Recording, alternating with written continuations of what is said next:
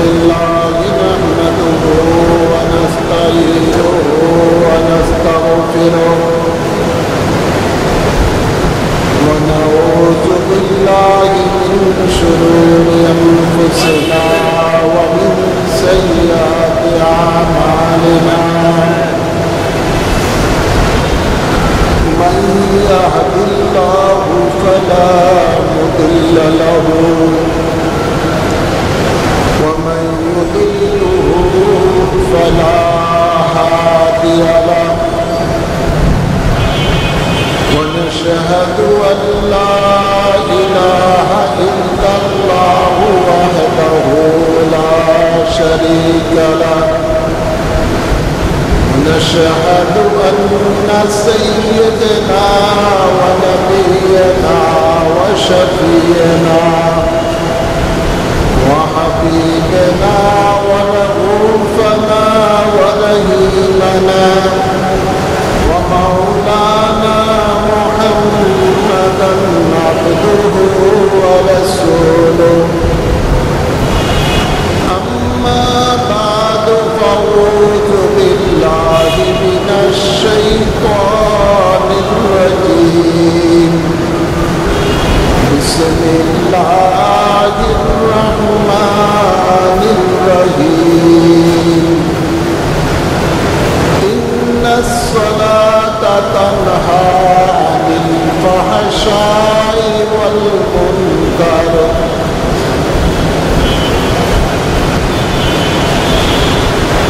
وقال الله تعالى أيضا في شأن حبيبه ومعشوقه آمرا ومخبرا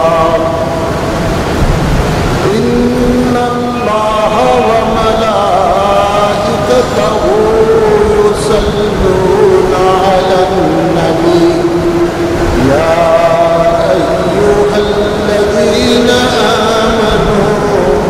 صلوا عليه وسلموا تسليما اللهم صل على سيدنا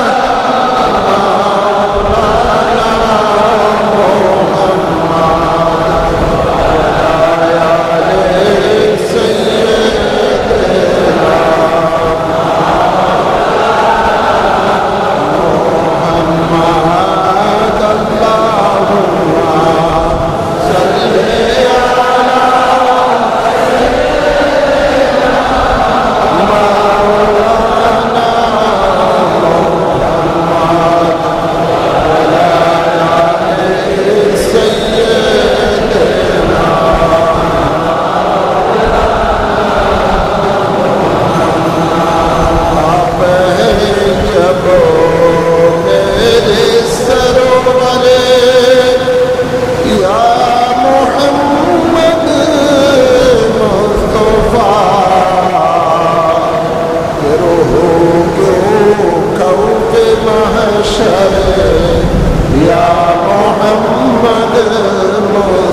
وعلى آل سيدنا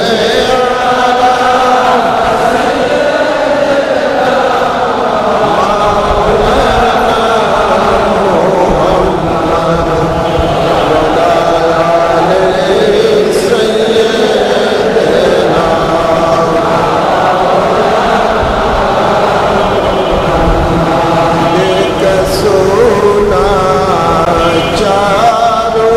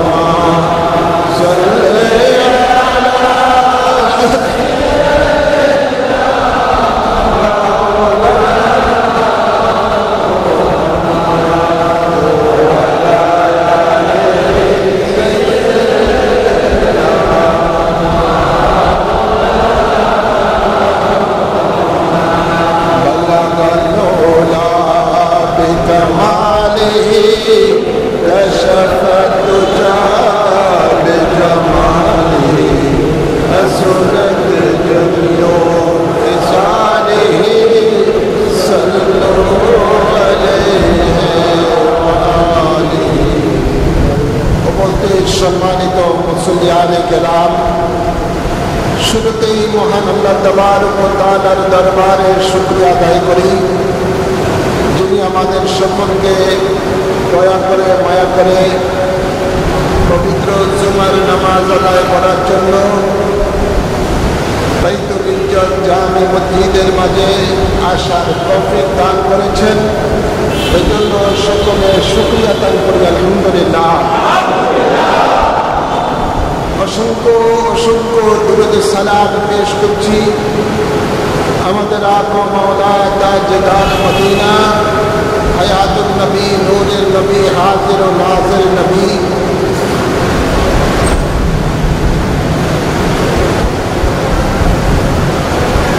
হযরত মুহাম্মদ মুস্তাফা সাল্লাল্লাহু আলাইহি ওয়াসাল্লামের কদম মুবারকে ও আলে রাসূল পাকের কদম মুবারকে আল্লাহুম্মা আমিন বলুন।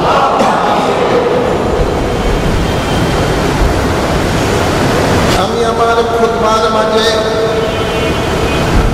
পবিত্র কালামে পাক থেকে যে আয়াতে করিমা তেলাওয়াত করেছি, সে আয়াতে করিমার আলোকে সংক্ষিপ্ত আকারে কিছু আলোচনা পেশ করব। আল্লাহ সকলকে শোনার বুঝার তৌফিক দান করুন, আমিন বলেন। আল্লাহ হাবিব ইরশাদ করেন, বুনিয়াল ইসলামু আলা খামসিন শাহাদাতি আল্লা ইলাহা ইল্লাল্লাহু ওয়া আন্না মুহাম্মাদার রাসূলুল্লাহ ওয়া ইকামিস সালাতা ওয়া ইতাইজ যাকাতা ওয়া সাওমির রমাদানা ওয়া হজ্জিল বাইতি ইন ইসতাতা ইলাইহি সাবিলা। ইসলামের রুকন হলো, বুনিয়াদ হলো পাঁচটি: কলেমা, নামাজ, রোজা, হজ, যাকাত। এই পাঁচটির একটিকে কেউ যদি অস্বীকার করে তার ঈমান থাকবে না, সে বেঈমান হয়ে যাবে। আর এই বুনিয়াদের, ইসলামের এই পাঁচটি বুনিয়াদের মধ্যে একটা মানুষ প্রথম বুনিয়াদ হলো কলেমা। এই কলেমা পড়ে ঈমান আনার পরে তার সর্বপ্রথম যেটা কাজ হলো, সেটা বুনিয়াদ হলো, তার উপরে ফরজ হলো নামাজ। নামাজ এমন একটি ইবাদত, যে ইবাদত সম্বন্ধে আজকে সংক্ষিপ্ত আকারে কিছু আলোচনা করব। আল্লাহ তাবারক ওয়া তাআলা এই নামাজ প্রত্যেক ঈমানদার নর-নারীদের জন্য ফরজ করেছেন। ধনী হোক, গরিব হোক, যে কোনো শ্রেণীর মানুষ হোক না কেন, সকলের জন্য নামাজ ফরজ। একটা মানুষের দুনিয়া থেকে জন্ম নেওয়ার পরে যখন তার বয়স 7 বছর হয়ে যায়, তখনই তার উপরে নামাজের হুকুম হয়ে যায়, তাকে নামাজ পড়ার জন্য তাকিদ দিতে হবে। 7 বছর থেকে যখন 9 বছর হয়ে যায়, এই 2 বছরের মধ্যে যদি সে ঠিক মতো নামাজ না পড়ে, শরীয়ত হুকুম দিচ্ছে তাকে শাসন করতে হবে। নামাজ পড়ার জন্য তাকে কঠোরভাবে তাকে শাসন করতে হবে। নামাজই যেন সে হয়ে যায়, 5 ওয়াক্ত নামাজ যেন সে আদায় করে। তো বোঝা যায় 9 বছরের বয়স যখন হয়ে যায়, তখনই তার উপরে নামাজের হুকুম জারি হয়ে যায়।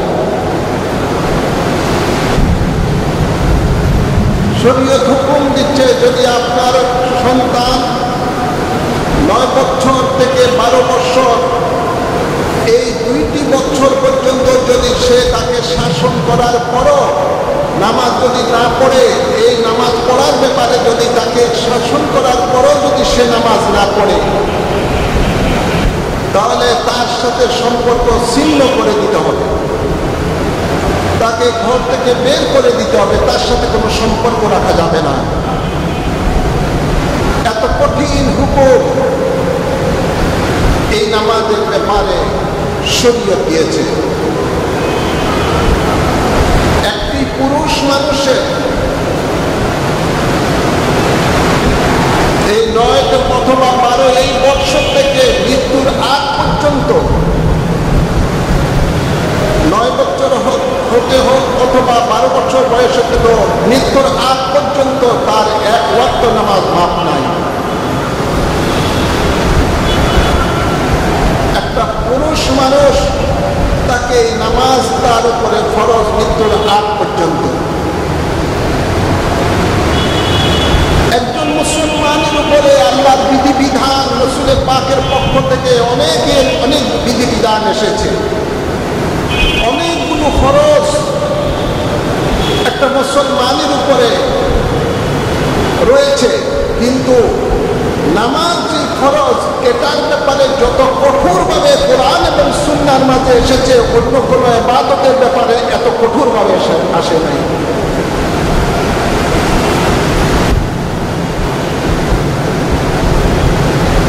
নামাজ এমন একটি ইবাদত, যে ইবাদতের ব্যাপারে কোরআন শরীফের মধ্যে 82 বার এসেছে।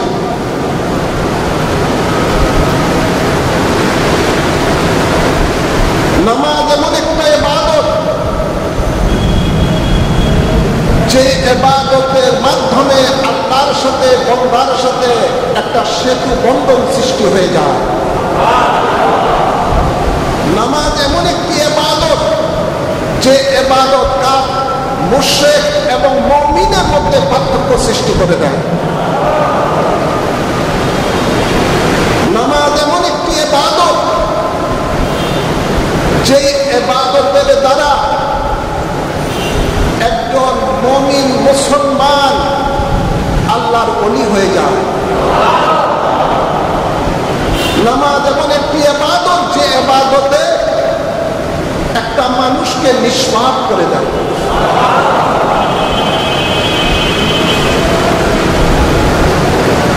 আল্লাহ তাবারক ওয়া তাআলা পবিত্র কালামে পাকে ইরশাদ করেন, ইন্নাস সালাতা তানহা আনিল ফাহশাই ওয়াল মুনকার। আল্লাহ বলেন, নিশ্চয়ই নামাজ সকল ফাহশা থেকে, সমস্ত খারাপ কাজ থেকে বিরত রাখে। সুবহানাল্লাহ। ফাহশা যত রকমের খারাপি আছে, সকল খারাপি থেকে এই নামাজ মানুষকে বিরত রাখে।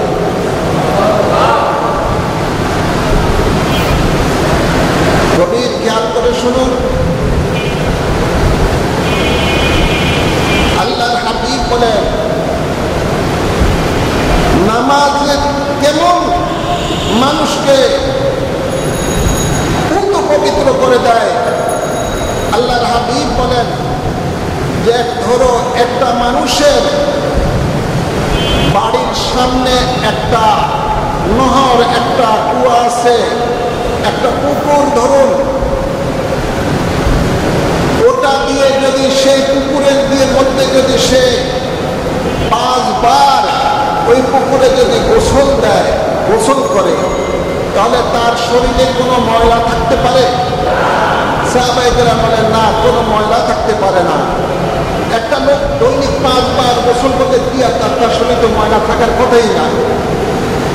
আল্লাহর হাবিব বলেন, নামাজ এমন একটা ইবাদত, যেটা যখন একটা মানুষ 5 বার নামাজ পড়ার জন্য ওযু করবে, যখনই মানুষটা নামাজ পড়বে, এই মানুষটা জীবন থেকে এমনি ভাবে সমস্ত পাপগুলো মুছে যাবে, কোনো পাপ তার জীবনে থাকবে না। এমন একটি ইবাদত এই নামাজ, যেটা মানুষকে পুত পবিত্র করে দেয়। হ্যাঁ আমার বাবার, আমার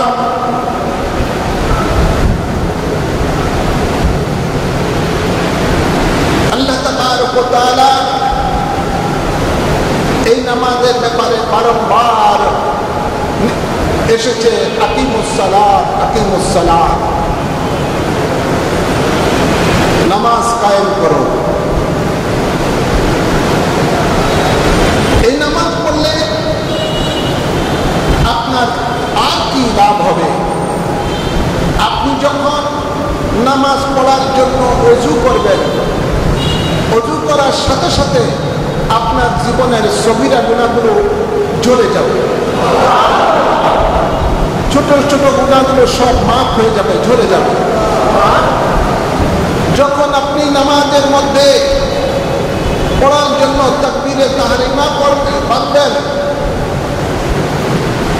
তার পূর্ব মুহূর্তে যখন আপনি দাঁড়াবেন নামাজ পড়ার জন্য, ফেরেশতা ডাক দিয়ে বলবে, আল্লাহ তুমি তো তোমার এই বান্দার ওযুর কারণে তুমি সগীরা গুনাহ মাফ করে দিয়েছো, এখন তার আমল নামার মধ্যে কবিরা গুনাহ রয়েছে, বড় বড় গুনাহ রয়েছে।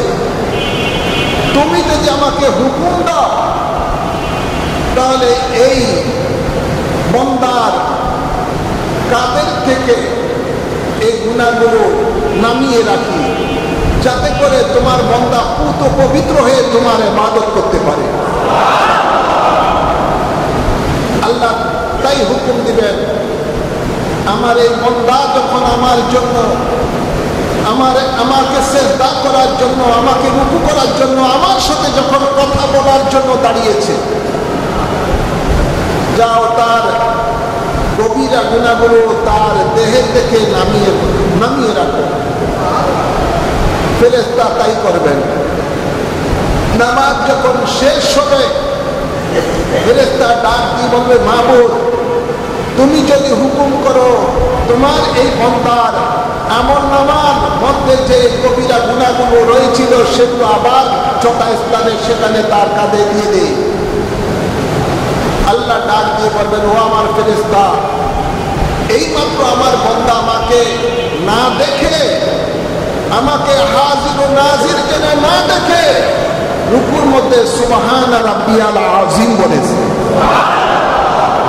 আমাকে না দেখে সিজদায় পড়ে সুবহান রাব্বিয়াল আলা বলে আমাকে ডেকেছে। আমি মাবুদ আবার কিভাবে বলবো আমার এই বান্দার গুনাহ মাফ, তার কাঁধে দাও, যাও আমি আল্লাহ তার গুনাহ মাফ করে দিলাম। ইন্নাল হাসানাতি ইউযহিবনাস সাইয়্যাত, আল্লাহ বলেন আমি আমার বান্দার গুনাহ মাফ করে দেই যখন সে নেকের কাজ করে, আর নেকের মধ্যে শ্রেষ্ঠতম নেক হলো নামাজ। অন্য আয়াতে আল্লাহ বলেন, ইউবাদদিলুল্লাহু সাইয়্যাতিহিম হাসানাত, আল্লাহ বলেন আমি নেকের জন্য নেকের যখন আমার বান্দা নেক করে, ওই নেকের দ্বারা আমি তার গুনাহগুলো পরিবর্তন করে দেই। আল্লাহ এইভাবে বান্দার গুনাহ মাফ করে দেয়। গভীর খেয়াল করে শুনুন, আপনি যখন নামাজে দাঁড়াবেন, তাকবীরে তাহরিমা যখন বাঁধবেন, বাঁধার পরে দুনিয়ার সকল মানুষের সাথে আপনার সকল কিছুর সাথে আপনার সম্পর্ক ছিন্ন হয়ে গেছে। আপনি মাবুদের সামনে দাঁড়িয়েছেন, যিনি আপনার হায়াতের মালিক, যিনি আপনার মওতের মালিক, যিনি আপনার রিজিকের মালিক, কুল কায়নাতের যিনি মালিক, তার সামনে আপনি আল্লাহু আকবার বলে যখন আপনি দাঁড়িয়েছেন, আল্লাহ মহান বলে যখন দাঁড়িয়েছেন, এবার মাবুদের সাথে আপনার সাথে এবার কথোপকথন হবে, তার সাথে আপনার এবার মেরাজ হচ্ছে। আল্লাহর হাবিব বলেন, আসসালাতু মেরাজুল মুমিনিন, নামাজ হলো মুমিনদের জন্য মেরাজ। এখানে বান্দার সাথে মুমিনের সাথে আল্লাহর সাথে কথা হচ্ছে। আলহামদুলিল্লাহি রাব্বিল আলামিন, আল্লাহর প্রশংসা হচ্ছে। ইয়াকা নাবুদু ওয়া ইয়াকা নাস্তাইন, আল্লাহ তোমারই ইবাদত করি, তোমার সাথে তোমার কাছে আমি সাহায্য চাই। এবার আল্লাহর সাথে বান্দার সাথে কথা হচ্ছে। আল্লাহর হাবিব বলেন, লা সালাতা ইল্লা বিহুজুরিল কলব, হুজুরি কলব ছাড়া তোমাদের নামাজ পরিপূর্ণ হবে না। আরে হুজুরি কলবের মধ্যে অন্যতম হুজুরি কলবের নামাজ হলো মাবুদ, যে মাবুদের আপনি ইবাদত করতেছেন সেই মাবুদকে দেখে দেখে তার ইবাদত করুন। আপনি তাকে দেখে দেখে, সেই দেখাটা জাহিরি দেখা নয়, সেই দেখাটা হলো আপনার কলবের চক্ষুর দ্বারা দেখা। আপনি যখন মাবুদের সাথে কথা বলবেন, যেমনি ভাবে আল্লাহর হাবিব মেরাজের রাত্রিতে আল্লাহর সাথে দেখে দেখে আল্লাহর সাথে কথা বলেছিলেন, একজন মুমিনের কথা হবে মাবুদের সাথে দেখে দেখে নামাজের মধ্যে। মাবুদের সাথে সে কথা বলবে। আল্লাহর হাবিব বলেন, যদি তুমি আল্লাহকে দেখতে না পারো, সেটা যদি তোমার ক্ষমতা না হয়, তাহলে এই ধ্যানে মগ্ন হয়ে তুমি মাবুদের ইবাদত করো, যে মাবুদ তোমার সামনে রয়েছেন, মাবুদ তোমাকে দেখতেছেন। আল্লাহ বলেন, নাহনু আকরাবু ইলাইহি মিন হাবলিল ওয়ারিদ, আমি তোমাদের শারগের থেকে আরো বেশি নিকটে রয়েছি। মাবুদ আমাদের সামনে রয়েছেন। এই ধ্যানে মগ্ন হয়ে মাবুদের ইবাদত করতে হবে। আরেকটি, আপনি যখন ইবাদত করবেন, নামাজের মধ্যে যা পড়বেন, ওই পড়াটার অর্থের দিকে লক্ষ্য করে যদি আপনি পড়েন, তবে এটাও হুজুরি কলবের নামাজের মধ্যে অন্তর্ভুক্ত হবে। আজ আমরা বহু বছর ধরে আপনারা অনেকেই নামাজ পড়ে আসছেন, কিন্তু নামাজের মধ্যে ফরজ হলো সূরা ফাতিহা। আল্লাহর হাবিব বলেন, সূরা ফাতিহা ছাড়া কোনো নামাজ নেই। পুরা সূরা ফাতিহা পড়া ফরজ। আপনারা অনেকে রয়েছেন যারা 50, 60, 70 বছর ধরে নামাজ পড়তেছেন, কিন্তু আদৌ পর্যন্ত সূরা ফাতিহার মধ্যে আল্লাহ কি বলছেন এটার অর্থ আপনি জানতেছেন না।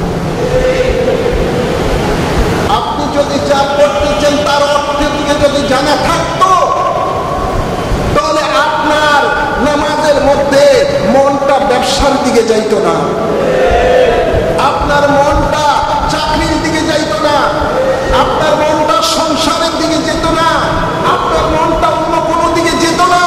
আপনি যদি যা পড়তেছেন তার অর্থের দিকে খেয়াল করে যদি পড়েন, তখন আপনার মনটা ওই মাবুদের দিকেই থাকতো। কিন্তু সেটা আপনারা করছেন না। কয়জন মুসলমান আছে যে সহিভাবে সূরা ফাতিহার অর্থ জানে? কয়জন মুসলমান আছে যে সূরা ইখলাসের অর্থ জানেন? অনেক বিদ্যা শিখেছেন, কিন্তু অন্তত 10টা সূরা, কোরআন শরীফের শেষে 10টা সূরা, এই ছোট্ট ছোট্ট সূরাগুলোর অর্থটা একটু জানার চেষ্টা করুন। তাহলে তো আপনার ইবাদতে মজা লাগবে। অনেকে আছে কোন রকম ফরজটা পড়ে জুমার দিনে দেয় দৌড়, অথবা সুন্নত পড়ল, দেখা যায় নফল নামাজের দ্বারে কাছে নাই। সে যদি জানতো যে সে মাহবুদের সাথে কি আলাপ করছেন, কি প্রেমের আলাপ করছেন, কোরআন তেলাওয়াত করে মাহবুদের সাথে সে কি কথা বলছেন, এটা যদি সে জানতো, তাহলে সে ব্যক্তি সদা সর্বদা মাহবুদের সাথে শুধু প্রেমেরই আলাপ করত। সে শুধু নামাজের মধ্যেই থাকত। ফের আমার আর এই নামাজের ব্যাপারে আল্লাহর হাবিব কত কঠোর ভাবে বলেছেন। আল্লাহর হাবিবের ইরশাদ করেন, মান তারাকা সালাতান মুতাআম্মিদান ফাকাদ কাফার, যে ইচ্ছাকৃতভাবে নামাজকে ছেড়ে দিল সে যেন কুফরি করে বসলো। চিৎকার করে বলুন নাউজুবিল্লাহ। একটা মানুষ কুফরি করলে তার কোনো ঈমান থাকে? অথচ আজ আমরা সে নামাজের ব্যাপারে আমরা উদাসীন। আল্লাহর হাবিব আরো ইরশাদ করেন, আসসালাতু ইমাদুদ্দিন ওয়া মান আকামাহা ফাকাদ আকামাদ্দিন ওয়া মান তারাকাহা ফাকাদ হাদামাদ্দিন। নামাজটা হলো ইসলামের স্তম্ভ খুঁটি। যে নামাজকে কায়েম রাখলো সে ইসলামের স্তম্ভকে ঠিক রাখলো, যে নামাজকে ছেড়ে দিল সে যেন ইসলামের স্তম্ভকে ধ্বংস করে দিল। নাউযুবিল্লাহ বলতেন না?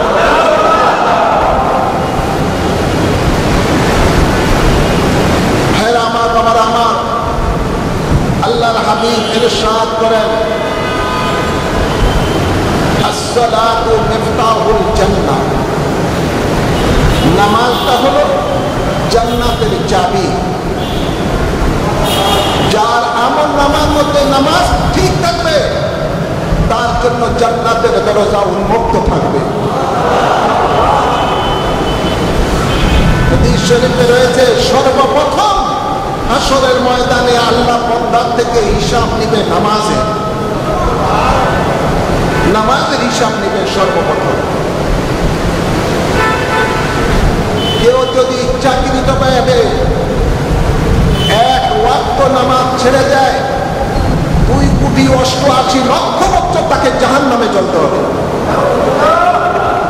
চিৎকার করে বলো না নাউযুবিল্লাহ। ভাইরা আমার, বাবার আমার, আল্লাহর হাবিব সারা রাত ধরে তাহাজ্জুদের নামাজ পড়তেন। নামাজ পড়ে পড়ে এমনও হতো অনেক সময় আল্লাহর হাবিবের পা মোবারকের মধ্যে পানি এসে যেত, পা মোবারক ফুলে যেত। একদা হযরতে মায়ের আয়েশা সিদ্দিকা রাদিয়াল্লাহু তাআলা আনহা রাসূল পাককে বলেন, ইয়া রাসূলুল্লাহ, আমি দেখতেছি সারা রাত ধরে শুধু আপনি আল্লাহর ইবাদত করতেছেন, নামাজ পড়তেছেন, আল্লাহর দরবারে কান্নাকাটি করতেছেন, কি এমন আপনার দুঃখ? আল্লাহর হাবিব ইরশাদ করেন, আফালা বাতান শাকুরা। ও আয়েশা, আমি কি ওই আল্লাহর শুকরিগুজার করব না যিনি আমাকে সৃষ্টি করেছেন? তার ইবাদতের মাধ্যমে কি আমি শুকরিয়া আদায় করব না? সুবহানাল্লাহ বলেন না? ভাইরা আমার, যখনই নামাজের আজান হতো, সাহাবায়ে কেরামেরা সমস্ত দুনিয়াবি কাজ কাম, ব্যবসা বাণিজ্য সব কিছুর সাথে সাথে আপনা রেখে দিয়ে মসজিদের মধ্যে চলে আসতো। যতক্ষণ পর্যন্ত তারা নামাজ আদায় না করতেন ততক্ষণ পর্যন্ত তাদের মধ্যে যেন একটা এমন হতো যে তাদের চেহারাটা বিবর্ণ হয়ে যেত। আল্লাহর ভয়েতে তার চেহারাটা ফ্যাকাশে হয়ে যেত। আপন জনকেও যদি সামনে পড়তো যেন তাকে সে জীবনে চিনি না, এই হালতটা হয়ে যেত। যতক্ষণ পর্যন্ত নামাজ শেষ না করতো ততক্ষণ পর্যন্ত তাদের মধ্যে স্বাভাবিক অবস্থা ফিরে আসতো না। এরকম নামাজের ব্যাপারে এরকম তারা ভয় করতেন। তাদের জন্য যারা নামাজ আল্লাহর ভয়েতে যারা নামাজ আদায় করেন তাদের জন্য দুইটা নিয়ামত। এক নিয়ামত আল্লাহর ভয় করার জন্য, আরেকটা নিয়ামত হলো নামাজ আদায় করার জন্য।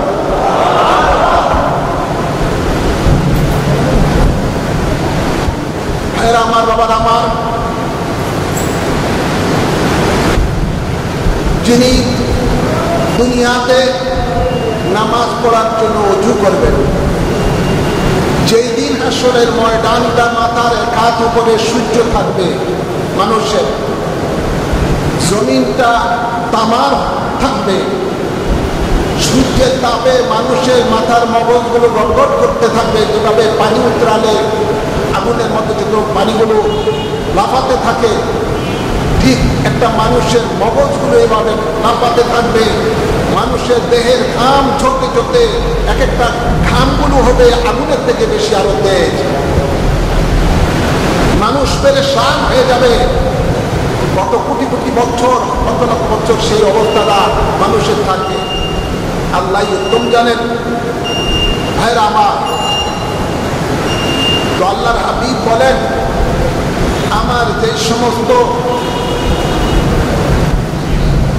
আমার উম্মত রয়েছেন, আমার উম্মতদেরকে আমি নিজ হাতে ধরে এনে আল্লাহ আমাকে একটা পতাকা দিবেন, যে পতাকার নাম হলো লেওয়াউল হামদ। রাসূল পাক বলেন, ওই লেওয়াউল হামদের নিচে আদম আলাইহিস সালাম হতে ঈসা আলাইহিস সালাম পর্যন্ত সমস্ত নবীগণ আশ্রয় গ্রহণ করবেন। আল্লাহ নবী বলেন, আমার ঈমানদার উম্মত যারা, তাদেরকেও আমি ধরে ধরে ওই লেওয়াউল হামদের নিচে নিয়ে আসবো। যারাই লেওয়াউল হামদের প্রশংসিত পতাকার নিচে আশ্রয় নিবে রাসূল পাকের, তাদের দেহেতে কোনো সূর্যের তাপ লাগবে না, হাসরের ময়দানে কোনো কষ্ট অনুভব হবে না। বলতে সাহাবায়ে কেরাম বলেন, ইয়া রাসূলুল্লাহ সাল্লাল্লাহু আলাইহি সাল্লাম, হাসরের ময়দানে লক্ষ লক্ষ নবীদের উম্মতেরা থাকবে, কাফের মুশরিকেরা থাকবে, মুনাফিকেরা থাকবে, বিভিন্ন মানুষ থাকবে। এদের তো চেহারাটা সূর্যের আলোয় তাপে সব কালো হয়ে যাবে। আপনার উম্মত আপনি কিভাবে চিনবেন? আল্লাহ নবী বলেন, তোমরা সঠিক প্রশ্ন করেছ। তোমাদেরকে বলতে চাই, মনে করো একটা বড় মাঠ, ওই মাঠের মধ্যে অনেকগুলো কালো ঘোড়া, এর মধ্যে কিছু ঘোড়া আছে চিত্রা রঙের, যার চেহারা সাদা, হাত সাদা, পাও সাদা, আর বাকি সব কালো। তোমরা এই কালো ঘোড়াগুলির মধ্যে ওই চিত্রা রঙের ঘোড়া, যেগুলো মুখ সাদা, হাত সাদা, পাও সাদা, এই টাইপের ঘোড়াগুলিকে তোমরা বের করতে পারবে না? তারা বলে, ইয়া রাসূলুল্লাহ সাল্লাল্লাহু আলাইহি ওয়াসাল্লাম, এটা তো আমরা পাবো, এটা তো সহজ ব্যাপার। আল্লাহ নবী বলেন, শুনো, আমার যেই উম্মত দুনিয়ার মধ্যে নামাজ পড়ার জন্য ওযু করেছে, ওযু করার সময় যে অঙ্গগুলো ধৌত করেছেন, ওই অঙ্গগুলোর মধ্যে হাসরের ময়দানের সূর্যের তাপ লাগবে না। ওই অঙ্গগুলো নূরের মতো জ্বলতে থাকবে। আল্লাহ নবী বলেন, আমি ওই চিহ্ন দেখে দেখে আমার উম্মতকে লেওয়াউল হামদের নিচে নিয়ে আসবো। আপনি যদি নামাজ পড়েন, আর নামাজ পড়ার জন্য ওযু ফরজ, ওযু করতে হবে, আর সেই ওযু করার কারণে একদিকে আপনার দুনিয়াতে সগীরা গুনাহগুলো মাফ হয়ে যায়, অন্যদিকে হাসরের কঠিন এই অবস্থার মধ্যে সূর্যের তাপের থেকে ছায়া পেতে হলে, নবীর লেওয়াউল হামদের নিচে আশ্রয় পেতে হলে আপনাকে ওযু করতে হবে। কিসের জন্য? নামাজের জন্য। নামাজের জন্য আপনাকে ওযু করতে হবে। এই নামাজের জন্য ওযু করার কারণে হাসরের ময়দানে আপনি রাসূল পাকের লেওয়াউল হামদের নিচে আপনার থাকার ব্যবস্থা হয়ে যাবে। আরো কেমন লাভ? আল্লাহর হাবিব বলেন, আমার কোন উম্মত যদি গুনাহের কারণে, বেশি গুনাহের কারণে, কোনো কারণে যদি জাহান্নামে চলে যায়, আমি রাসূল তাকে শাফায়াত করে জান্নাতে দিব। আল্লাহ বলেন, ওয়ালা সাওফা ইউতিকা রাব্বুকা ফাতারদা। ও বন্ধু আমার, আপনাকে আমি পরকালে এত নিয়ামত দিব যে আপনি খুশি হয়ে যাবেন। হাসরের ময়দানে আল্লাহর নবী রাহমাতুল লিল আলামিন আল্লাহর দরবারে সিজদায় পড়ে কাঁদতে থাকবেন। রব্বি হাবলি উম্মতি, রব্বি হাবলি উম্মতি বলে উম্মতের জন্য আল্লাহর দরবারে সিজদায় পড়ে কাঁদবেন। আল্লাহ তাবারক ওয়া তাআলা রহমতের দরিয়ার মধ্যে জোশ এসে যাবে। মাহবুব ডাক দিয়ে বলবে, ইরফা রাসাকা ইয়া রাসূলুল্লাহ, রাসূল আপনার মাথা জমিন থেকে উঠান, আজকে আপনি কি চান? ইশফা, আপনি যার জন্য সুপারিশ করবেন তুষ্পা আমি তাকেই সেই সুপারিশ আমি কবুল করব। অর্থাৎ আপনি আজকে যা বলবেন আমি আল্লাহ তাই শুনব। আপনি যার জন্যই সুপারিশ করবেন আমি সেই সুপারিশই আমি কবুল করব। আল্লাহ নবী বলবেন আল্লাহ আমারও অনেক উম্মত জাহান্নামে আছে, তুমি পারমিশন দাও আমার ওই উম্মতগুলিকে জান্নাতে পাঠাও। আল্লাহ ওই সময়ে তার হাবিবকে অনুমতি দিবেন, যান বন্ধু আপনার মন যাকে চায় তাকে সাফায়াত করুন, তাকে আপনি আজকে সমস্ত আপনাকে আপনার উপর আমি এখতিয়ার দিয়ে দিয়েছি, এই স্বাধীনতা দিয়ে দিয়েছি। আজকে আপনি যাকে বলবেন বন্দী করার জন্য আমি তাকেই বন্দী করব, যাকে মুক্তি দেওয়ার জন্য বলবেন তাকে আমি মুক্তি দিয়ে দিব। বলুন আপনি কি চান?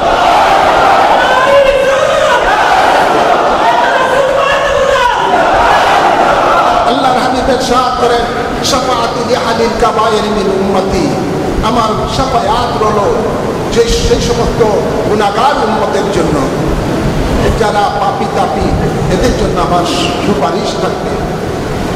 এই জন্য রাসূলের পাকের এক গুণবাচক নাম হলো শাফিউল মুজনাবিন। তিনি অপরাধীর জন্য শাফায়াত করেন, গুনাহগারের জন্য শাফায়াত করেন।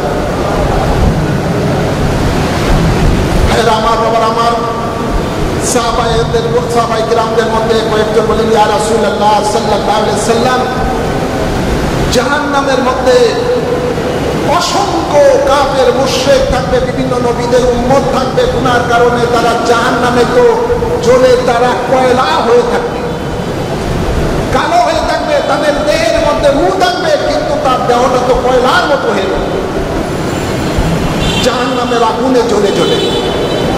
আপনার উম্মত আপনি কিভাবে চিনবেন? এর মধ্যে কে আপনার উম্মত যে আপনি যে সুপারিশ করবেন? আল্লাহর হাবিব বলেন তোমরা যথার্থ বলেছ, আমার উম্মতের জন্য উম্মতের একটা চিহ্ন থাকবে। সেই চিহ্নটা কি?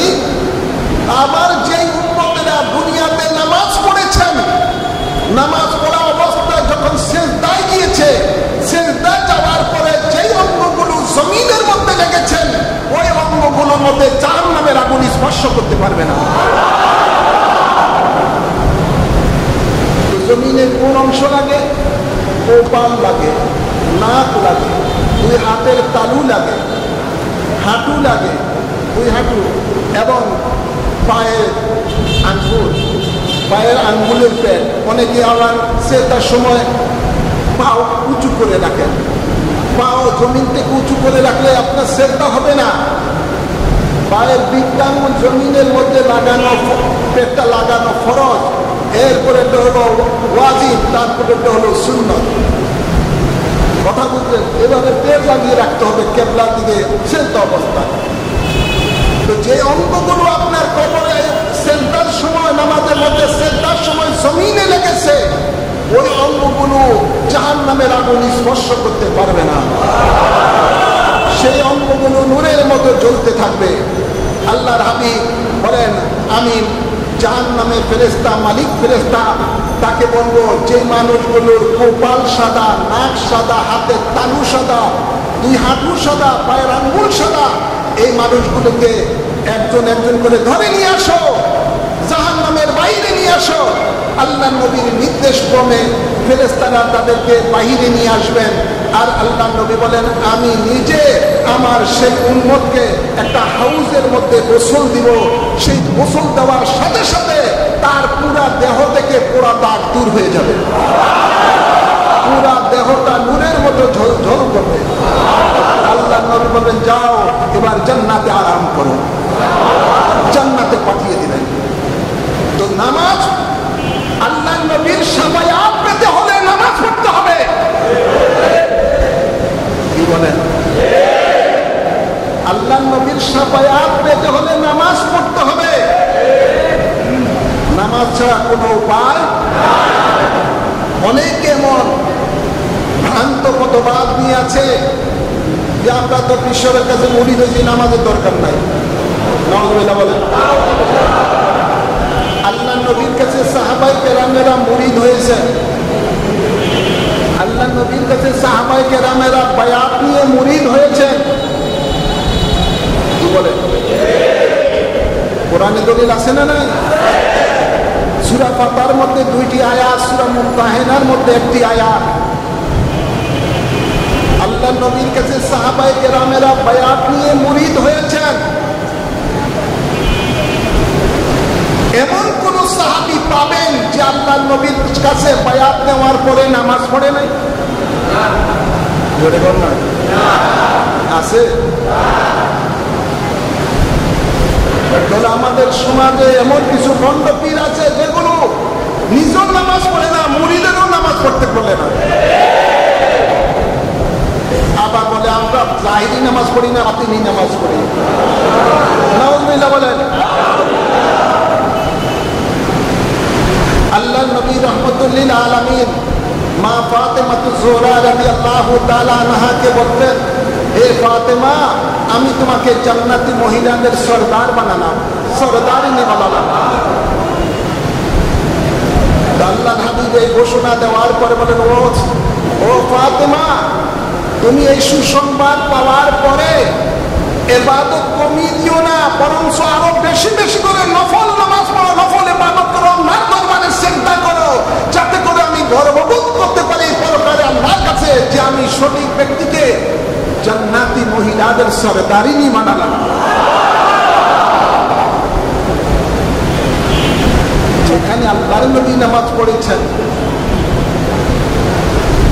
নবী বলেন, সাল্লু কামা রাআইতুমুনি উসাল্লি, তোমরা নামাজ পড়ো আমি রাসূলকে যেভাবে দেখতেছো ওইভাবে নামাজ পড়ো। নবী নিজে ইমামতি করে উম্মতকে শিক্ষা দিয়েছেন এভাবে ভাবে নামাজ পড়ো। নবী জাহিরি করছে না বাতিনি করছে? না, ইমামকে দেখে দেখে মুক্তাদিরে নামাজ পড়ছে না।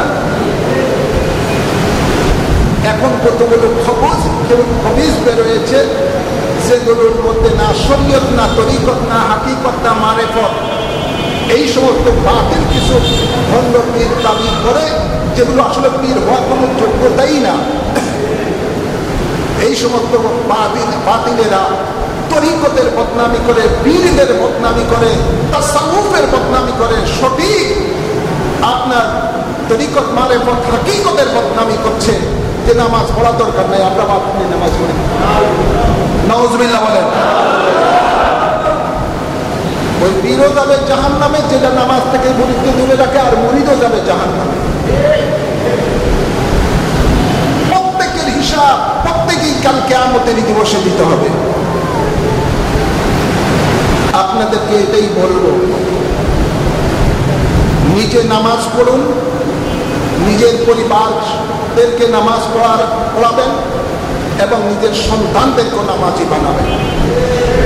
একটা সন্তান যদি 5 ওয়াক্ত নামাজ পড়ে, মনে রাখবেন এই সন্তানটা কোনোদিন ইয়াবা খাবে না, কোনোদিন পেন্সিলের খাবে না, কোনোদিন সন্ত্রাসী কার্যকলাপ করবে না, কোনোদিন সে আপনার সন্ত্রাস হবে না বা আজে বাজে পথে যাবে না। এই সন্তানটা কখনো মা বাপের নাফরমান হবে না।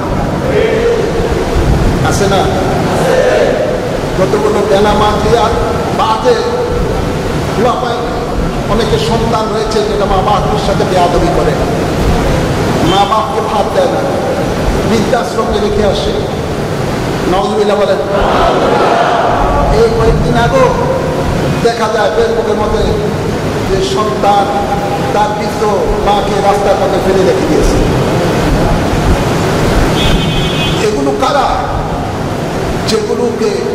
যেগুলো নামাজ পড়ে না, যেগুলো নামাজ পড়ে না, আল্লাহর ইবাদতের মধ্যে যেগুলো নাই, এইটাই এই ধরনের হয়। আপনাদের সকলকে এটাই বলবো, আজকে মানুষ নামাজ ছেড়ে দিয়েছেন। নামাজ ছেড়ে দেওয়ার কারণে ব্যক্তি জীবন অশান্তি, পারিবারিক জীবনে অশান্তি, সমাজ জীবনে অশান্তি। আজকে নানা হোক রোগ বালাই আমাদের দেশের মধ্যে যে সারা পৃথিবীতে সয়লাব হয়ে গেছে, আল্লাহর এই ইবাদত, অন্যতম ইবাদত হলো নামাজ, মুসলমান আজ তার থেকে দূরে সরে গেছে। আল্লাহ হেদায়েত দান করুন, আমিন বলেন। প্রত্যেকে নামাজ পড়বেন, মনে রাখবেন নামাজ কোন বাতিল ফেরকার ইমামের পিছনে পড়বেন না। বাতিল ফেরকার ইমামের পিছনে যদি নামাজ পড়েন, ওয়াহাবি, খারিজি, রাফিজি, জামাতি, এই সমস্ত বাতিল ফেরকার আকীদার ইমামের পিছনে যদি আপনি নামাজ পড়েন, আপনার নামাজ হবে না। যদি সুন্নি ইমাম পান, তার পিছনে নামাজ পড়বেন, ইক্তেদা করবেন, 27 গুণ সওয়াব পাবেন। আর যদি সুন্নি ইমাম না পান, নিজের নামাজ নিজে পড়বেন, আল্লাহ কবুল করে নেবেন। বেশি লাভের জন্য দেখা যায় সালাম নাই, কথা বলছেন না, সওয়াব বেশির আশা করে বাতিলের পিছনে নামাজ পড়লে দেখলে যে আপনার আসল নামাজই নেই, নামাজ শেষ। এই জন্য আপনাদেরকে বলবো নামাজ পড়বেন, এবং আরেকটির সাথে সাথে খেয়াল রাখবেন নামাজের বিধিবিধান, আরকান, আহকাম এগুলো সঠিকভাবে মেনে চলবেন। নামাজ যখনই পড়বেন, নামাজের মধ্যে যেন দুনিয়াবি কোনো খেয়াল না যায়। এক সাহাবী এসে রাসূল পাক সাল্লাল্লাহু আলাইহি সাল্লামকে বলেন, ইয়া রাসূলুল্লাহ, আমি নামাজে পড়লে ব্যবসার দিকে কিছু বিভিন্ন দুনিয়া দিকে খেয়াল চলে যায়, আমি কি করব? আল্লাহ নবী বলেন, ওই সময় তুমি চেষ্টা করবে মাহবুবের দিকে তোমার মন আনার জন্য নামাজের মধ্যে। এই চেষ্টাটা করার কারণে তোমার একদিকে নামাজের সওয়াব তুমি পাইলে, আর অন্যদিকে নফসে আম্মারার বিরুদ্ধে জিহাদ করে তুমি জিহাদের সওয়াব পাইলে। কথা বুঝছেন?